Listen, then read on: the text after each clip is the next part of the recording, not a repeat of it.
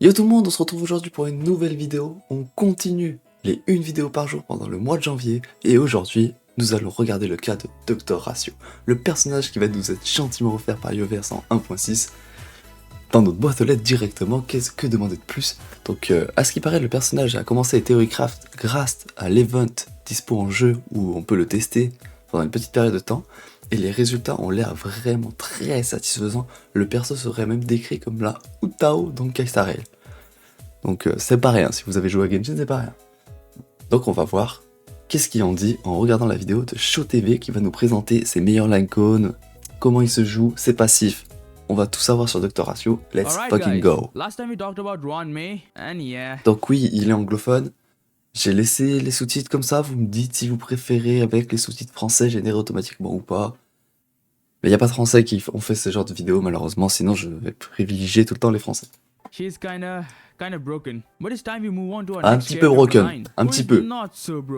Of course, a character not being broken doesn't mean they're bad. I'm of course talking about Dr.Radio, the Je crois que quand il a fait la vidéo, il n'y avait pas vraiment les calculs encore. one character that kind of became a meme because of his name and pose, but now we are getting him for free. Yeah, you heard it. Hoyo giving a character for free? Who would have thought? Yes. But here we are. Incroyable. In this video, we're going to be looking at his overall kit, his eidolons, talk about some builds and team comps. For this specific video, I'll be focusing more on his eidolons and discuss if they are worth it. As always, these are just my personal thoughts on the character. If you disagree or find some mistakes, Après, aller chercher des constellations de Dr.Radio, c'est un personnage gratuit, gâchez pas tout en allant pull des constellations.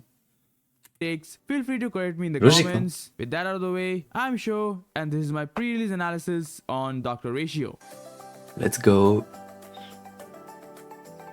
So, Dr.Radio is a 5-star imaginary character following the path of Hunt. He has decently high damage and focuses on follow-up attack. In single target situations and proper teams, Ratio can dish out similar or sometimes more damage than Zilla. But also, Zilla does have some AoE through her extra turns, which Ratio does not have. His base stats are pretty decent: high attack, low HP and defense, typical Hunt stats. He's got 103 speed, which is pretty low for a Hunt character, but he does have a lot of follow-up attacks to make up for. Ouais, c'est He ça. also has Il one peut pas vraiment jouer avec les follow-up attaques, donc c'est pas forcément dérangeant.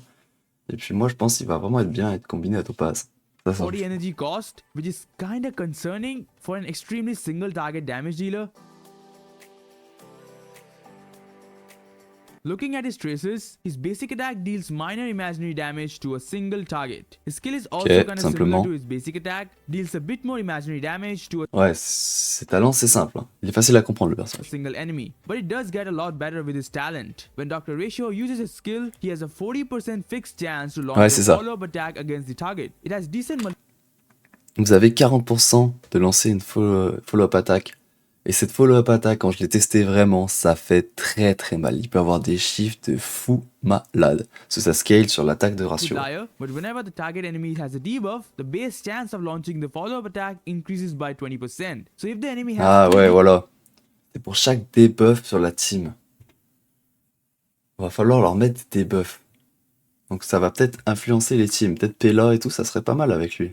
debuffs, the base chance becomes 100%, which is really good. Also, if the target dies before the follow-up attack hits, then the attack will be redirected towards a random target. Next, his ultimate. He deals massive imaginary damage to a single enemy and applies Wise Man's Folly to that enemy. This is a special kind of debuff that triggers a follow-up attack from Ok, ouais. Donc avec l'ulti, il va infliger son propre debuff. Donc c'est important de faire l'ulti, en plus de générer des dégâts. Dr.Radio when any of his ally attacks that enemy target. A maximum of 2 follow-up attacks can be triggered this way. Lastly, his Ah oui, technique. ok. Dr.Radio creates like a statue that taunts the enemy. Ça c'est lasting for vraiment... Ça c'est drôle. C'est à l'image du perso, ils ont été bons, Yoverse. 10 seconds. And entering battle will decrease the speed of all enemies by 15% for Ah 2 ouais, turns. on Overall, réduit la vitesse. This kid has a lot of follow-up attacks built into it, but also is not that much of a complex skill set. He definitely seems pretty outdated when compared to the newer characters like Argenti, which is also pretty concerning for players. Since he's free, players are worried that he might be a shitty character, as we all kinda know that in any gacha game, free stuffs are usually useless. Anyway, moving on to his talent priority. Ah non, ça par contre, je pense pas du tout. Hein. Le kit, il est vraiment pas mal. Et il a pas vu les chiffres, je rappelle. I would say level up his talent first, as it Ok, talent, c'est plus important que le skill et ultimate. C'est logique, c'est has the logique. follow-up attack multiplier, and his kit mainly revolves around follow-up attacks. Then his skill and his ultimate kinda has a similar priority since they are secondary in terms of overall damage output. Lastly, his basic attack can be left at level 1 as you won't be using it anyways. Next, let's talk about his passives. Ratio's first Ascension passive gives him 2.5% crit rate and 5% crit damage for every debuff present on the target. When he uses his skill, this can stack up to 6 times. So at max stacks, you can get up to 15% crit rate and 30% crit damage. His second Ascension passives has a 100% base chance to reduce the enemy. Ouais, donc ça c'est vraiment intéressant. Hein. Pour tous les debuffs, ça augmente son crit rate, son dégât crit, donc ça c'est vraiment fort. Quand le skill utilise pour attaquer un ennemi, 100% de chance de réduire l'attaque de la cible. Oh là là, c'est parti. Oh, c'est bien. Dommage, target un debuff. Ouais, ça joue vraiment autour des debuffs. Le but avec Dr.Radio, ça va être de privilégier les attaques de suivi, mais de placer des debuffs sur les ennemis, hein. Vraiment. Enemy target's effect rests by 10% for 2 turns when Ratio uses his skill. With this and the first passive, we can see how important his skill is. Lastly, his third Ascension passive. When dealing damage to a target that has 3 or more debuffs, for each debuff the target has, the damage dealt to this target is increased by 10%. Oh là là, jusqu'à maximum de 50%. Donc imaginez, vos dégâts crit augmentent de fou malade. L'ennemi prend encore plus de dégâts. Vraiment, avec, je crois que c'était dans les calculs que j'ai vus sur Twitter, 9 debuffs, vous faites des dégâts de fou malade. Nice, but reaching max 50% is going to be pretty tough outside something like a simulated universe. But you can also use suppose like silverwolf to achieve that. His stat bonuses are also pretty decent. After maxing out his traces, she gets 28% attack, 12.5% defense, and 12% crit rate, which are okay. They're not like some other characters who get like attack, crit, speed and fucking everything, which is really stupid. But yeah, anyways, that's the kit. It's definitely nothing special, ça, but also not something that's literally garbage. Bon, les œils de long, on va s'en passer. Hein. Le personnage est free, les gars. Ne voulez pas d'œils de long. Let's go pour les reliques. After all that, let's see how we can build him. Starting off with his relics is pretty simple. The best in general is going to be the Wastelander set. Yeah, I know, his kit revolves around... Ah ouais, donc lui, il privilégierait ce set. Les dégâts imaginaires. Moi, je pense que les follow-up attaques, c'est mieux, non?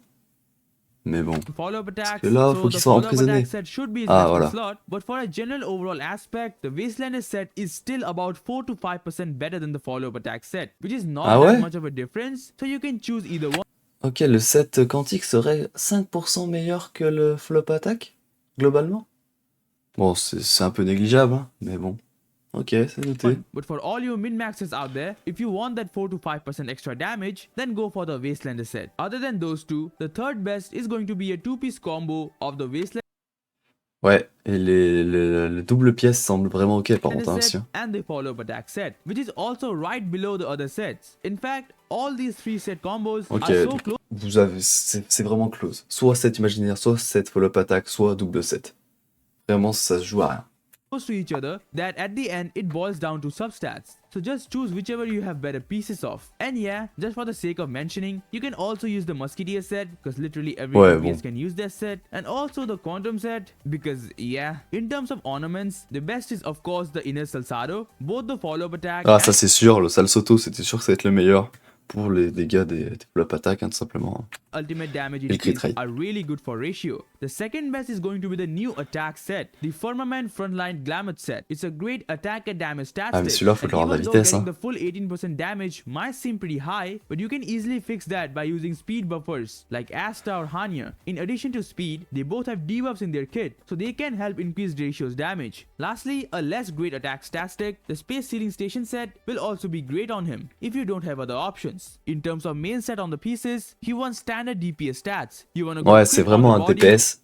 Donc voilà, crit, damage, ça c'est sûr. Imaginaire, dégâts imaginaires, ça c'était sûr aussi. Et c'est speed, c'est ça que j'avais le doute. Mais ouais, on part sur speed, hein, comme d'habitude. Et la corde attaque.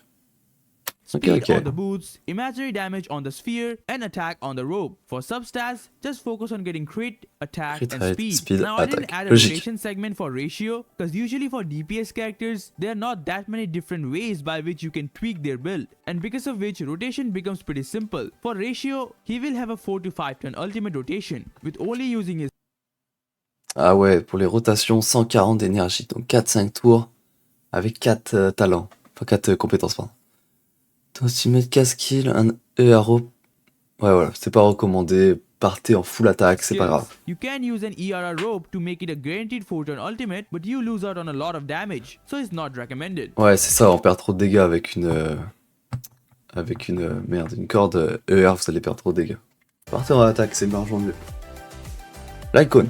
Next is light cones. Now similar to other follow-up attack characters like Topaz, his light cone choices are also pretty specific. Not so much so that other light cones are unusable, but there are significant difference in damage between them. The two best options are going to be his signature, Baptism of Pure Thought, and Topaz. Ouais, ça c'était sûr. Le cône signature va être au-dessus, et le cône de Topaz, c'est sûr qu'il allait être bien, hein. Ça utilise des follow-up attack. Topaz's light cone, worrisome blissful. His signature Ah ouais? gives up to 44% ouais, crit damage based on the number of debuffs on the enemy, increases his follow-up attack damage, and also enables their follow-up attack to ignore 24% of the target's defense. This light cone is the single best investment to increase his damage. And of course, for the question of if you should go for his E1 or his light cone, I would suggest going for his light cone. Ok, l'icône est meilleure que la E1, donc ce que je vous disais, les constellations oubliées. Mais vraiment, le Lycon est bien. Mais bon, est-ce que vous avez envie d'aller chercher un Lycon sur un personnage qui est offert et tout? Ouais, je pense pas. Moi, je pense que ça vaut pas le coup. The other close On va voir option les is stats, going mais... to be the Worrisome Blissful. This is a great stat stick for follow-up attack users like Ratio. It gives both crit rate and crit damage, and also a lot of follow-up attack damage. It's a great option for Ratio, and if you have this, then I wouldn't recommend going for his signature. Ouais, enfin, si t'as ça, le problème, c'est que tu vas jouer avec Topaz, et ben, tu pourras pas mettre les deux aux deux, hein. The Hurrah Light Cone. Voilà. Moi, je pense que c'est celui-là. On va tous opter pour ça, c'est le personnage free-to-play. On va lui mettre le cône free-to-play du SU. Combo gagnant.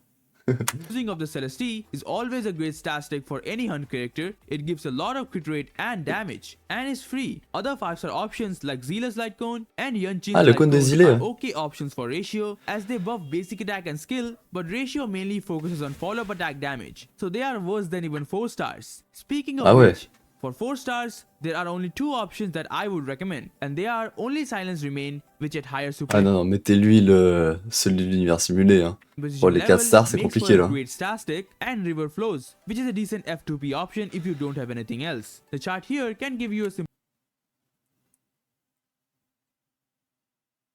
Du coup, si on part du best in slot... Ah ouais, il met 9 quand même. Il met 9. Et tu perds... Ah ouais, plus 22% à comparer l'option free-to-play et tout. Bon, tu perds 22%, c'est sûr, son arme signature est vraiment devant. Mais bon les gars, on a un perso gratuit ou pas? Un perso gratuit, c'est déjà bien. On lui met le cône gratuit et on râle pas. Insane. Si vraiment vous êtes un fan de Ratio, son cône est intéressant. Clairement. And you can clearly see the sheer difference between the first 2 light cones and the rest. We really need more 4-star light cones for follow-up attack characters. Team composition. Topaz. Finally, let's discuss some potential synergies for Dr.Radio. Now first, whenever we see follow-up attack in someone's kit, the first character that comes to mind is Topaz. And for Ratio as well, Topaz is going to be a core character for any of his team. She increases follow-up attack damage, and also, with Ratio doing so many follow-up attacks, and with Topaz's passive, which gives more action advances to Numbi, Topaz and Numbi will take so many turns that you won't even be able to count. Both Topaz and Dr.Radio complement each other so much so that any team... Mais oui, c'est pour ça, la synergie est tellement vertueuse que c'est trop bien. Trop bien. J'ai trop hâte de jouer cette team. Will feel significantly lacking in damage. Apart from Topaz, characters that can apply a lot of debuffs will also be a great pair for Ratio. And the best characters to do so are Silverwolf, Gwen-, voilà, Silverwolf, Pela. Voilà, ça va jouer entre ça. Après, si on est full mono-cible, je pense que Silverwolf sera bien. Mais Pela pas mal aussi, and hein. to some extent both Pela and Welt. First, Silverwolf is going to be the best for this spot. as she has 5 debuffs in her kit, which is the max ratio needs. Well, technically, Ah bah ça c'est super, ouais, c'est super. Ouais, c'est vrai, silverwolf, elle met beaucoup de debuffs. Hein. Donc vraiment, les 3 spots, après vous mettez une fouchouane, on est vraiment bien. Hein. he needs 6 to literally maximize everything in his kit, but he gets 1 from his ultimate, so 6 in total. And not just for Ratio himself, Silverwolf is literally the best single target debuffer in the game, so having her in the team will be great. Next is Gwen. Now she doesn't has quite a lot of debuffs as Silverwolf, but she does have Burn and Fire Kiss, and through Fire Kiss, she can increase Ratio's damage further. Not to mention that she can add her own damage to the team. The last 2 characters are like pseudo choices for Ratio, cause to take full advantage from them, you need a specific light cone called Resolution Shines Pearls. Both Pella and Wealth need this light cone to Vraiment, add Silverwolf, c'est la best. kit. And I forget to mention this, but you can also use Resolution Shine on Gwen as well to add another debuff to her kit. Lastly, Ratio's preferred buffers. Now for Harmony characters, Tingyun and the upcoming Ruan Mei are going to be his best friends. Bronya Ah ouais? Roi de mai? is not that recommended because she won't be able to buff Ratio's follow-up attack, but Tingyun can do that, and so is Ruan Mei. Tingyun can provide a lot of energy which will help getting Ratio's ultimate faster, resulting in more follow-up attacks, which then produces more overall damage. Ruan Mei on the other hand will be a great general harmony character for any team. The damage buffs and rest penetration she provides are going to be the best buffs one can provide to their team. Also, she buffs her whole team, not just one character. Ouais, c'est ça, Roi de mai c'est juste parce qu'elle est overcracked. Mais en soi, elle n'a pas vraiment de synergie avec Dr.Radio, à part qu'elle soit cheatée. Like Hanya, Asta, and Yukong are also great choices to use with Ratio, but the other options that I just mentioned are just better. And if you are using Topaz with him, which you should if you have her, then there is just 1 slot remaining, because you also need a sustain, and it's best to fill that slot with a character like Silverwolf or Gwen. Ouais, c'est ça. Vraiment la team de base, si vous avez Topaz, vous mettez Topaz. Si vous n'avez pas Topaz, vous pouvez mettre Roi de mai, Silverwolf avec Dr.Radio. Si vous avez Topaz, on enlève Roi de mai et on garde Silverwolf pour les debuffs. Et là, je pense qu'on a vraiment une bonne team. Après, vous mettez Locha, Wowo ou Fushwan et vous êtes bon. Who are more universal and provide a lot more utility to the team.